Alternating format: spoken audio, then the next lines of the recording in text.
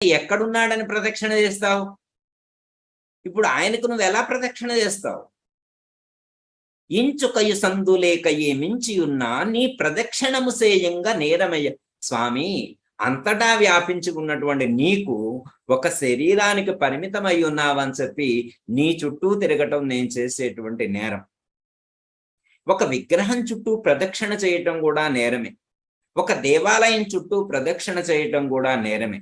ఎందుకంటే పరమాత్మ ఈ గుడి వరకే పరిమితమై ఉన్నాడని, ఈ దేవాలయానికి మాత్రమే పరిమితమై ఉన్నాడని, ఈ ఉపాధికి మాత్రమే పరిమితమై ఉన్నాడని, ఈ చిత్రపటానికి మాత్రమే పరిమితమై ఉన్నాడని, ఈ యొక్క పాదుకలకు మాత్రమే పరిమితమై ఉన్నాడని చెప్పి నేను పరిమితమైనటువంటి మనస్సుతో, అల్పబుద్ధితో ఇలా ప్రదక్షిణం చేస్తూ నువ్వు ఇక్కడే ఉన్నావని చెప్పి నేను భావన చేస్తూ ఉన్నాను చూడండి స్వామి, అది నా యొక్క నిజంగా అజ్ఞానమే. అందులో